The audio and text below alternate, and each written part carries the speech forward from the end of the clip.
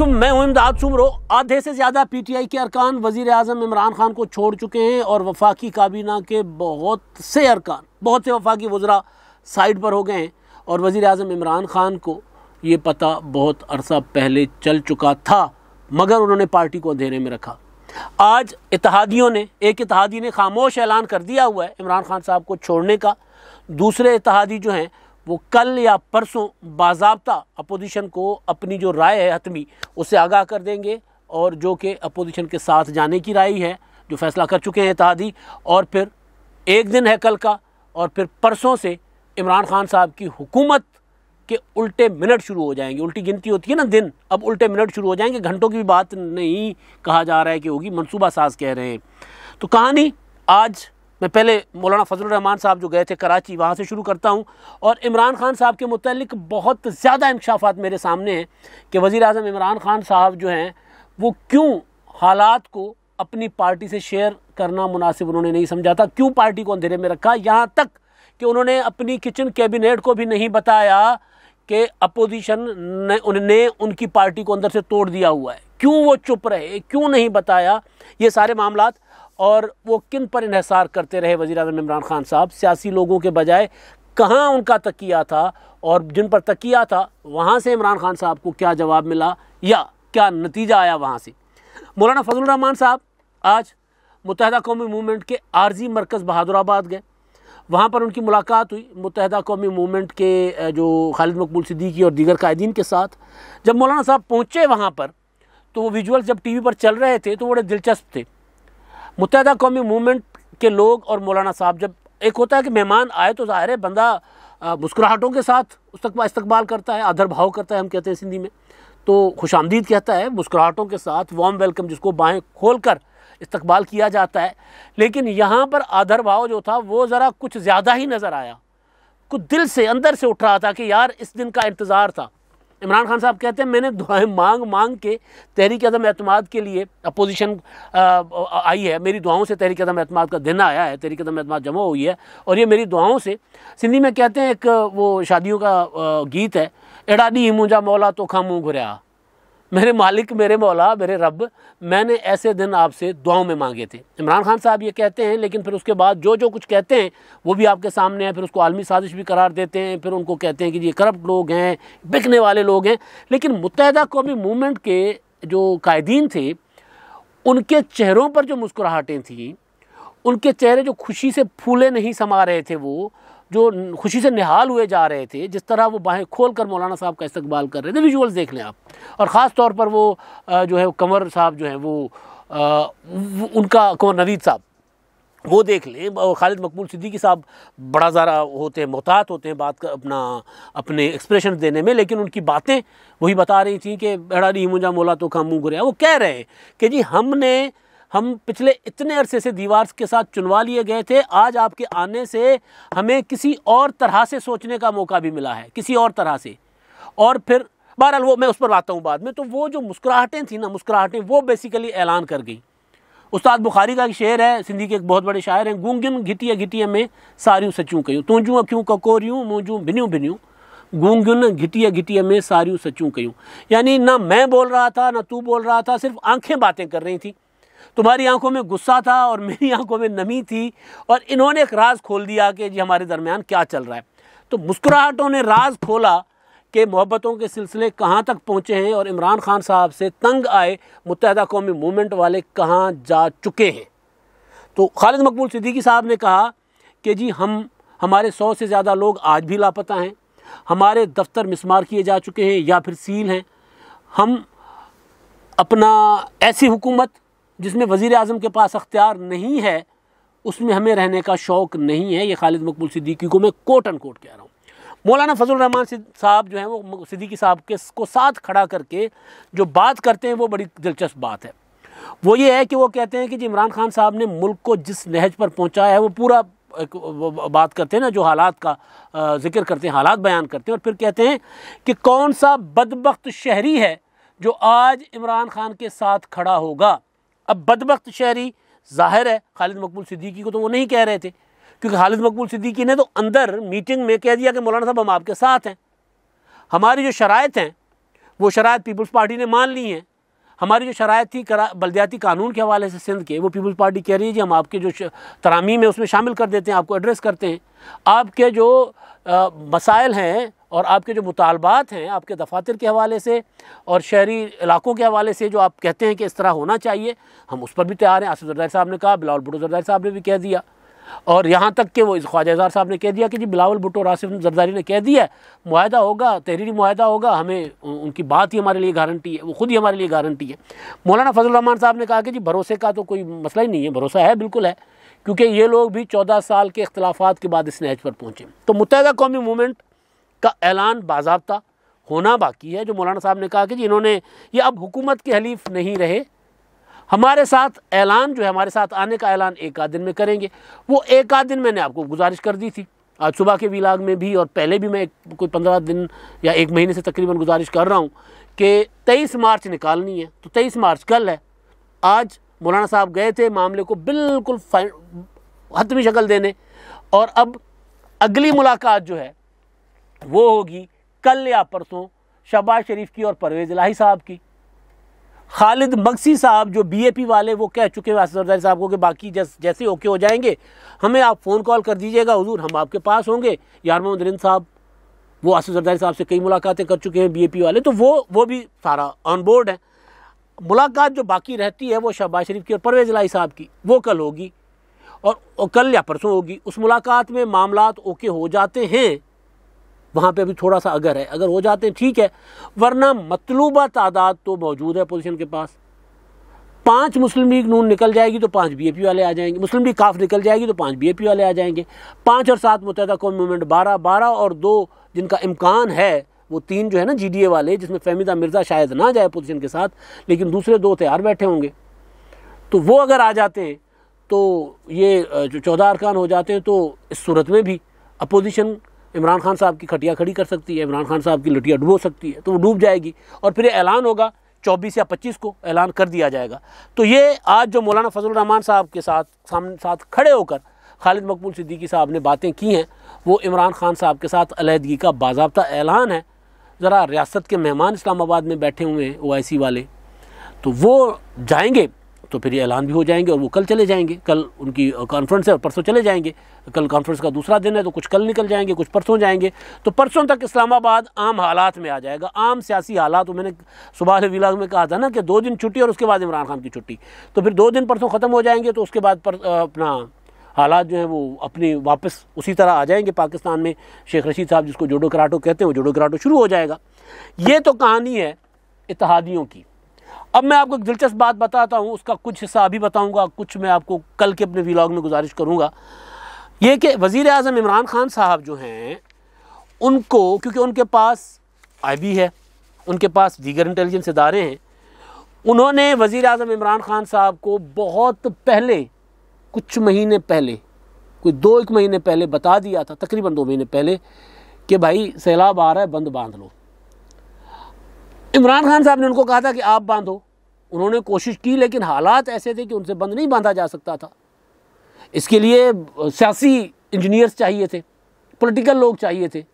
इमरान खान साहब को फहरिस्तें दे दी गई कि जी ये लोग PTI छोड़कर जरदारी साहब से, मुस्लिम लीग नून से और उनसे राब्ते में, आपके इत्तेहादी भी राब्ते में, आपके पास कुछ नहीं बचना, आंखें खोलें। इमरान खान साहब ने आंखें खोलने के बजाय आंखें बंद कर ली। हम रेगिस्तानी लोग हैं, वो कहते हैं ना अक्सर कि जब तूफ़ान आ रहा होता है और अगर वो आंखें बंद करके बैठ जाएं तो तूफ़ान बगला समझता है कि तूफ़ान निकल जाएगा। तूफ़ान निकल नहीं जाता, तूफ़ान सर से गुजर जाता है। आंखों में रेत नहीं पड़ती, लेकिन तूफ़ान पूरे के पूरे परिंदे को या पूरे के पूरे इंसान को या पूरे के पूरे जानवर को जो आंखें बंद करके बैठ जाए कि तूफ़ान गुजर जाएगा, गुजर नहीं जाता, तूफ़ान सर के ऊपर मट्टी रेत डाल देता है। इमरान खान साहब ने उसी तरह आंखें बंद करके बैठ गए कि जी वो तूफ़ान गुजर जाएगा। तूफ़ान गुजरा नहीं, तूफ़ान ने इमरान खान साहब को रेत में दबो दिया। इमरान खान साहब अब रेत के नीचे हैं, पता नहीं कितने गज़ नीचे चले गए हुए। अब वहाँ से निकलना मुश्किल नहीं, नामुमकिन नहीं तो मुश्किल तो ज़रूर है। अब जो हालात हो गए उसमें नहीं निकलना। खान साहब को बता दिया गया था, खान साहब के पास फहरिस्तें चली गई थी कि ये लोग आपको छोड़ रहे हैं। आज आप देखें वफाकी काबीना कितनी है, 50 से ज़्यादा वफाकी वज़रा हैं। वफाकी वज़रा, मुशीर, वज़ीर, मुशीर कितने आपको सरफेस पे नज़र आ रहे हैं, कितने आपको सियासी तौर पर मुतहरिक नज़र आ रहे हैं। ऐसे ऐसे नाम सामने आ रहे हैं कि बंदा कानों को हाथ लगा देगा कि ये भी इमरान खान साहब को छोड़ सकते हैं। खैबर पख्तूनख्वा से वफाकी वज़रा, पंजाब के तो समझ आते हैं, खैबर पख्तूनख्वा के वफाकी वज़रा भाई वहाँ से भी और भी बहुत हैं। सदर मुमलिकत का तो वो अपना जो नासिर शाह साहब ने एक ट्वीट किया था, तो उस पर मैंने आपको बता दिया था कि सदर मुमलिकत भी लग रहा है कि उनके साथ नहीं है, लेकिन सदर मुमलिकत का खामोश रहना जो है वो बता रहा है कि सदर मुमलिकत खामोश है, तो वो शायद इमरान खान साहब के साथ नहीं है। कल किसी ने मेरे व्लॉग पर ही कमेंट किया था कि अगर सदर साथ नहीं है तो सदारती रेफरेंस कैसे आया। तो भाई वजारत कानून भी साथ नहीं है तो वजारत रेफरेंस कैसे आ गया। वज़ीर कानून किधर हैं, फ़रोग नसीम साहब किधर हैं। और मैं आपको एक और बात बताता हूँ, मैंने पता किया 7 से 8 वफाकी वज़ीर आज की तारीख तक अपोजिशन के पास हैं, अपोजिशन के साथ राब्ते में। और ये वो नहीं है जो इत्तेहादियों वाले। सपोज़ मोहनिस इलाही PMLQ चली जाएगी तो मोहनिस इलाही भी चले गए, तारिक बशीर चीमा वो भी चले गए, 2 ये हो गए। अपना वो अमीनुल हक साहब MQM चली जाती है वो हो गए, जुबैदा जलाल साहिबा BAP चली जाती है तो वो हो गई। तो इस तरह ये इत्तेहादी जो 4, 5, 6 वज़रा हैं, इत्तेहादियों की बात नहीं, इत्तेहादी वज़रा के अलावा इमरान खान साहब के अपने PTI के टिकट पर जीत कर आने वाले KP के और पंजाब से ताल्लुक़ रखने वाले आधे दर्जन से ज़्यादा यानी 6 से ज़्यादा वफाकी वज़ीर आज उनके साथ राब्ते में हैं। और जैसे ही उनको अपोजिशन कहेगी कि आप सामने आ जाएं, वो भी सामने आ जाएंगे। लेकिन मैंने पता किया कि जी इमरान खान साहब के साथ रहेगा कौन, बचेगा कौन, तो मुझे 3 या 4 वफाकी वज़रा का नाम बताया गया। अब उनमें मैं नाम नहीं लेता क्योंकि इस तरह बात फिर अच्छा नहीं लगता कि बंदा बाकी पूरी की पूरी वफाकी का भी ना मशकूक है। 3-4 लोग हैं और उनकी मजबूरी ये है कि जिनको वफाकी कोई अपोजिशन की जमातें नहीं लेंगी, 3-4 लोगों का नाम है। ज़ाहिर वो सारे PTI के, शेख रशीद साहब की बात नहीं हो रही। शेख रशीद साहब तो ज़ाहिर है फिर वो इमरान खान के साथ आए, इमरान खान के साथ जाऊँगा वाला मामला है उनका। तो ये कहानी है। अब सवाल ये है कि इमरान खान साहब ने क्यों छुपाया। सबसे बड़ा सवाल वो मैंने पूछा कि जी वज़ीर आज़म साहब को पता चला था, मैंने अपने सोर्स से, कि जब उनको पता 1.5-2 महीने पहले चल गया था कि यार ये सैलाब आ रहा है तो उसको रोक सकते थे, बांध सकते थे बंद उसके सामने। क्या क्यों, मतलब जहांगीर तरीन ग्रुप पहले ही बना हुआ था, छीना और लाली ग्रुप पहले ही बना हुआ था, वो अमख्याल ग्रुप जो है, और अलीम खान का पता था कि वो पहले ही नाराज़ हैं। और अब पार्टी के दूसरे, उनसे हटकर दूसरे अरकान अपोजिशन तोड़ती जा रही थी। इमरान खान साहब ने क्यों किसी छुपाया, क्यों नहीं बताया? तो उसके लिए बताया गया कि इमरान खान साहब ने जैसे ही ये जो गुस्से वाली तकरीरें करना शुरू कर दी थी ना, तो उस वक्त उनके पास रिपोर्टें तेज़ी के साथ आ रही थी कि ये भी गया, ये भी गया, ये भी गया। तो इमरान खान साहब का गुस्सा रोज़ाना बढ़ता जा रहा था। और वो जब उनसे अपनी लीडरशिप ने पूछा, किचन कैबिनेट ने, वफाकी वज़ीर जो इमरान खान साहब के खैर ख्वाह हैं, जिन्होंने कल इमरान खान साहब को परसों मशवरा दिया ना कि अब अगर इत्तेहादी साथ छोड़ जाए ना तो फिर बेहतर इज़्ज़त इसी में है कि रिज़ाइन कर जाइएगा। फिर ये ना हो कि फिर आप अभी कहेंगे मैं भी लड़ूंगा, तो ऐसा लड़ना नहीं, ये तो फिर रुसवाई है। तो उन्होंने जब भी पूछा इमरान खान साहब के कि हमसे कि हमारे पास हमें इतलात हैं कि इतने हमारे लोग जो हैं वो इतने दर्जन लोग, इतने बंदे अपोजिशन के साथ राब्तों में हैं, वो टूट रहे हैं, तो खान साहब ने कहा नहीं मुझे रिपोर्ट मेरे पास आ गई है, 6-7 लोग हैं, मैनेज कर लूँगा, कोई मसला नहीं है। अच्छा, अब ये हिकमत अमली क्या थी? ये हिकमत अमली थी, इमरान खान साहब कहते होते हैं कि जी मैं खिलाड़ी हूँ, मैं क्रिकेटर हूँ, मुझे नज़र भी आ रहा होता है कि मैच हारता हूँ तो मैं खिलाड़ियों को कहता हूँ नहीं नहीं नहीं नहीं नहीं हार नहीं रहे, हमने जीतना है। बल्कि कल वो जो सवाद का जलसा था वो बता रहे थे कि जी जो वर्ल्ड कप था जो 92 वाला, वो आधे वर्ल्ड कप के आधे मैचेस तक तो लग रहा था कि पाकिस्तान तो किसी गिनती में ही नहीं है। उसके बाद तो फिर ज़ाहिर है बारिश हो गई, एक दूसरे से एक फ़लाँ से हारा, फ़लाँ से हारा, फ़लाँ से हारा, एक दिन बारिश हो गई, यूँ करके पाकिस्तान लकीली सेमीफाइनल में आ गया था। और फिर आगे विनिंग टीम थी सारी की सारी, मतलब 12वें खिलाड़ी से लेके 12वें खिलाड़ी तक, पहले से 12वें, बल्कि जितने भी पूरा जो क्रू जाता होता है 17-18 खिलाड़ियों का शायद इससे भी ज़्यादा होता है, वो सारे के सारे विनिंग प्लेयर्स थे। उसके बावजूद टीम आधे टूर्नामेंट तक फारिग थी, खान साहब खुद कह रहे थे। तो फिर वहाँ पर तो कुछ ज़ाहिर है करशम हुए ना, मौसमी हालात कुछ ऐसे हो गए, कुछ बाकी टीमें कोई उससे हारा कोई उससे हारा करके वो अपना टीम जीत गई, वर्ल्ड कप ले लिया हमने ढकीली। तो इमरान खान साहब कहते हैं जी मैं तो कह रहा था टीम को, उस वक्त भी कह रहा था नहीं जी हमने जीतना है, हम जीतेंगे हम जीतेंगे। तो उसी अप्रोच के साथ इमरान खान साहब अपनी पॉलिटिकल टीम से ये छुपा रहे थे कि जी हमारे दर्जनों लोग, दर्जनों MNAs जो हुकूमत सिर्फ 10-12 की मेजॉरिटी से अपना 10-12 भी नहीं, चंद 178 छः अरकान की मेजॉरिटी से जो इमरान खान साहब पाकिस्तान में हुक्मरान वज़ीर आज़म बने हुए हैं, जिनके पास 6 लोग निकल जाते हैं तो हुकूमत गिर जाती है, 7 लोग निकल जाते हैं, तो उनसे के दर्जनों लोग अपोजिशन से राब्ते में थे। और इमरान खान साहब अपने लोगों को जो खैर ख्वाह थे, जो इमरान खान साहब के साथ हर मुश्किल वक्त में खड़े थे, आज भी खड़े, उनको नहीं बताया उन्होंने कहा नहीं जी मैं कोई नहीं, 6-7 लोग हैं। वो ये समझ रहे थे कि अगर मैं बताऊँगा कि जी हमारे इतने लोग टूट गए हैं तो फिर कोई बचेगा ही नहीं पीछे।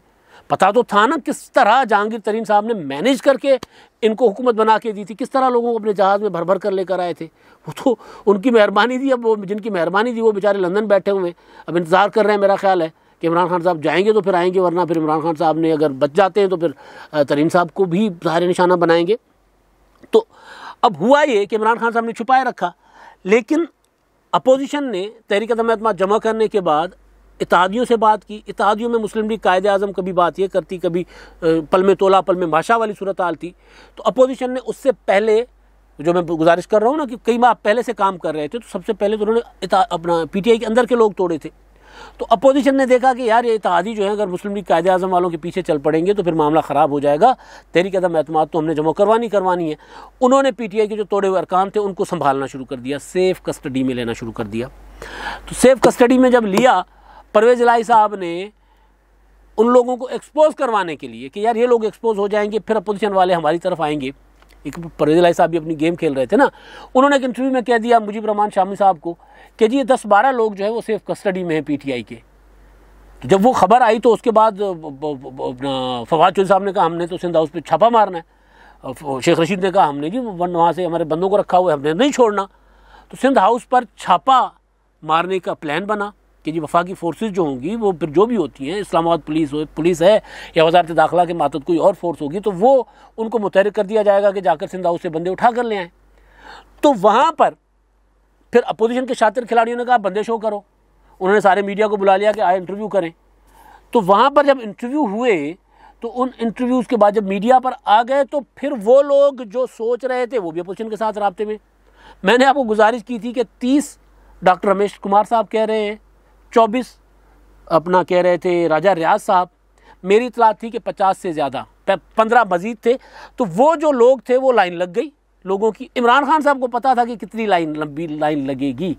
तो वो जो सिंध हाउस पर हमले का धमकी देकर पहले बंदे एक्सपोज करवाए, शो करवा दिए अपोजिशन से, तो वो मामला भी इमरान खान साहब के पड़ गया गले। आज आलम यह है कि वफाकी वज़रा जो सारे के सारे नहीं लेकिन बहुत से वफाकी वज़रा भी अपोजिशन के साथ राब्ते में।